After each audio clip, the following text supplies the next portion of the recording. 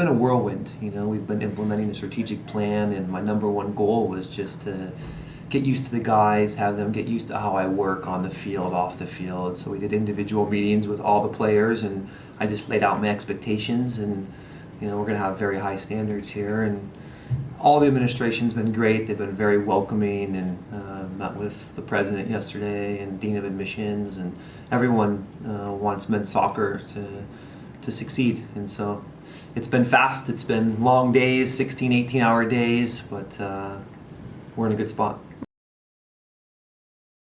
I think just implementing my culture and my level of expectations of how I want a program to be run from the top down, and just making sure the guys know that I have their back at all times and I'm here for them. Ultimately, I'm a player's coach, because as a coach, you only get as far as the players can take each other and take us. And so getting the guys to understand that I care about them more as people than players was mission number one.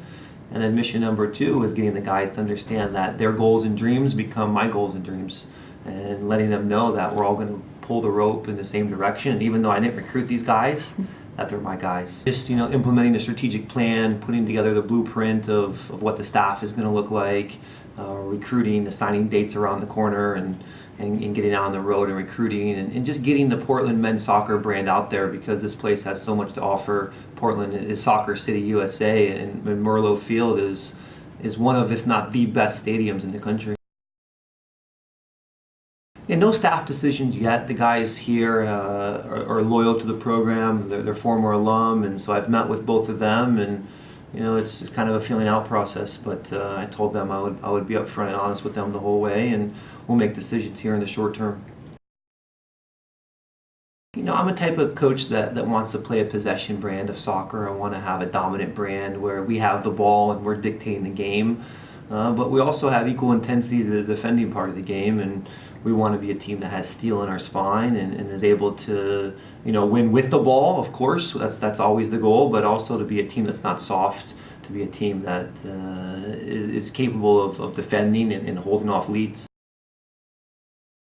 Recruiting is all about relationships, and I've been able to develop relationships in all 4 different regions of the country and internationally as well. And I just think Portland has so much to offer. Portland is a soccer school.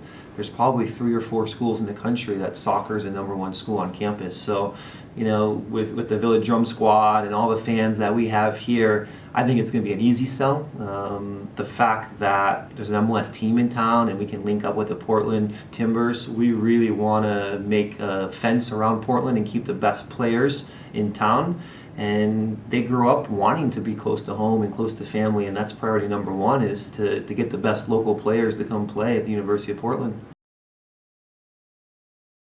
That was a big reason why I decided to accept the job. I was associate head coach at UCLA, and I'm leaving a roster that I had a large influence in building. I think it's one, if not the best roster in the country currently, and I expect them to be back in the college Final Four like we were last year, and I think they'll have a very good chance to win their 5th national championship. But the opportunity here and the program that Clive built and the history that they have here, it's a tremendous history with guys who played in a full World Cup, guys who played in Germany, guys who play in the MLS, and I just think that that's a big positive, having the Timbers in town and having all those fans come here. Timbers too play at Merlot, and we want to be their partner. Caleb's a guy that, we grew up probably 10 miles apart. He went to Gull Lake, I went to Comstock. Those are rival high schools, and I've known him since he was a player in high school. I grew up watching him and then saw the success he had as a player at Indiana and the success he had as an assistant coach in Indiana. Then he went on to Akron University and he won a national championship. So he's won everywhere he's been, and then at Portland. And so I look up to him. He's a mentor. We're different. I'm my own person. He's his own person.